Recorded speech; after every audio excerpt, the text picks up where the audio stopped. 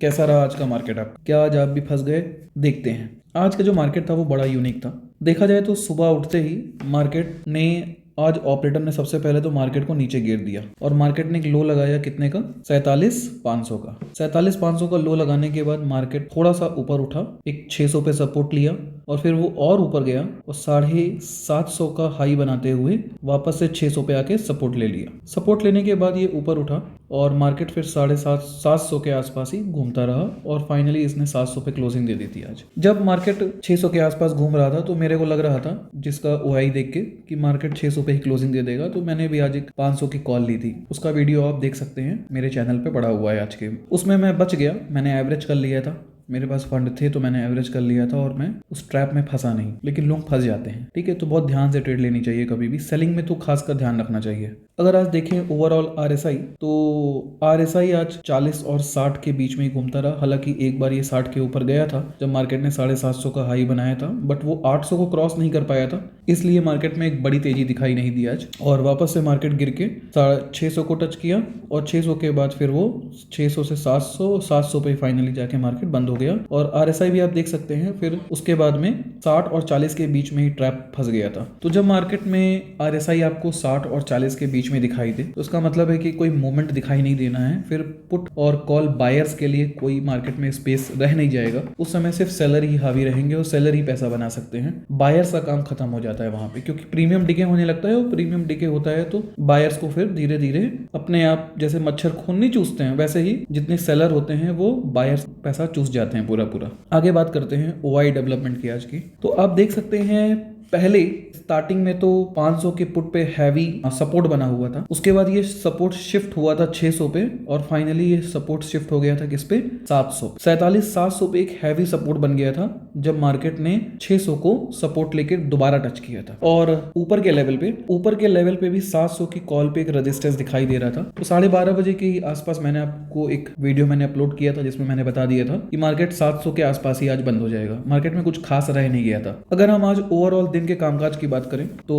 3 जनवरी को अगर हम देखें तो हमारे एफआईआईज ने 666 करोड़ की बिकवाली की है और डीआईआईज ने भी ओवरऑल बिकवाली की है। समस्या क्या है? अगर भैया दोनों ने बिकवाली की है तो खरीदा कौन? ओवरऑल अगर नेट बिकवाली की बात की जाए तो 8 6 14 लगभग 1500 करोड़ की बिकवाली हुई है। तो एक बात बताइए, अगर 1500 करोड़ की बिकवाली हुई है तो खरीदा कौन? हम आप। तो इसका मतलब फंसे हैं इसके अंदर, रिटेलर ही फंसा है। तो ओवरऑल अगर देखा जाए एफआईआईज और डीआईआईज दोनों ने बेचा है माल, खरीदा रिटेलर है। का मतलब समझ रहे हैं कि रिटेलर अभी भी बुलिश है मार्केट को लेके, कि मार्केट को मतलब रिटेलर जितने हैं उनको लग रहा है कि मार्केट इस समय बुलिश है, बट एफआईआईज और डीआईआईज इसमें बेरिश है। डीआईआईज ने कल भी माल बेचा था लगभग 2000 करोड़ का, आज भी उन्होंने 862 करोड़ का बेचा है। तो डीआईआईज तो फुल मूड में है बेचने के, लेकिन एफआईआईज ने कुछ माल खरीदा था और आज कुछ हल्का हुआ है पोजीशन अब, ठीक है। ओवरऑल अगर नेट देखें अभी तक मंथ में ये पॉजिटिव में चल रहा है और डीआईआईज नेगेटिव में चल रहा है। आगे बात करते हैं फ्यूचर्स और ऑप्शंस की। तो 3 जनवरी का डाटा आ गया है। आप देख सकते हैं कि एफआईआईज फ्यूचर इंडेक्स में बिकवाली देखने को मिली है और एफआईआईज ऑप्शन इंडेक्स में भी बिकवाली देखने को मिली है। तो दोनों साइड ही बिकवाली देखने को मिल रही है अपने को। अगर हम ओवरऑल निष्कर्ष निकालें तो आज एफआईआईज ने भी माल बेचा है, डीआईआईज ने भी माल बेचा है, फ्यूचर्स में भी माल बेचा गया है, ऑप्शंस में भी माल बेचा गया है। अगले दिन हो क्या सकता है उसको देखते हैं जरा सा। कल की प्रेडिक्शन को लेके बात करते हैं थोड़ा सा। तो ये है आपके सामने एक डाटा है ओआई का 10 जनवरी जो अगली एक्सपायरी रहेगी उसके बारे में आप देख सकते हैं।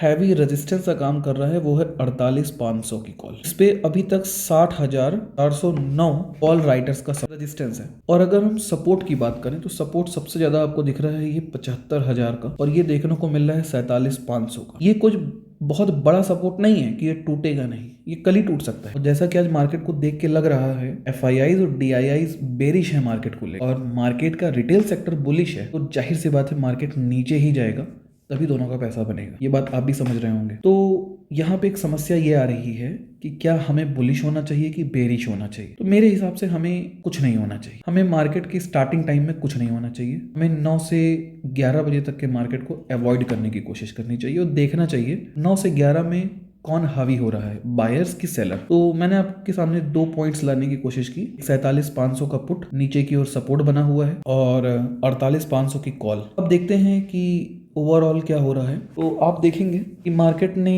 अपने बुलिंजर बैंड के नीचे आ गया है अब काफ़ी, और 2 दिन लगातार बिकवाली देखने को मिली है। तो ये कैंडल कंटिन्यू हो भी सकती है और मार्केट अपने लोअर बुलिंजर बैंड को टच करे, ये पॉसिबल है। क्योंकि जब ऐसा होता है तो आप यहाँ पे भी देखेंगे डाउन साइड मार्केट एक बार ट्रेंड लेता है तो लोअर बुलिंजर बैंड को टच कर सकता है, और ये लोअर बुलिंजर बैंड धीरे धीरे चौड़ा होता जाएगा। तो ये जो टारगेट्स हैं ये काफ़ी नीचे आ सकते हैं, और वैसे भी ये जो मंथ है ये बजट का मंथ है, कुछ बड़ा हेरा फेरी देखने को मिल सकती है। हो सकता है कल मार्केट में एक हल्की सी खरीद दिखाई दे, उसके बाद मार्केट गिर जाए, तो कुछ भी पॉसिबल है। इसलिए कभी भी आप अपने ऑप्शन बाई या सेल करें आप, तो उसको कैरी फॉरवर्ड मत कीजिएगा, उसी दिन लॉस या प्रॉफिट बुक कर लीजिएगा। आगे बात करते हैं क्या लेवल्स हो सकते हैं। देखिए ये सिर्फ एक प्रेडिक्शन है, लेवल्स क्या हो सकते हैं हम लोग तो सिर्फ प्रिडिक्ट करते हैं। बनाता तो कौन है, ऑपरेटर, ठीक है। वो मार्केट वो चार्ट बनाता है, हम चार्ट रीड करने की कोशिश करते हैं। तो देखते हैं क्या हो रहा है। अगर सपोज दैट मार्केट इस समय 47,700 पे है, 2 पॉसिबिलिटीज हो सकती हैं, या तो गैप अप हो जाए या तो गैप डाउन हो जाए, दोनों को लेके चलते हैं। अगर गैप डाउन होता है तो डिपेंड करता है कि मार्केट 500 के लेवल को क्रॉस कर रहा है। अगर मार्केट 47,500 के सपोर्ट को क्रॉस करता है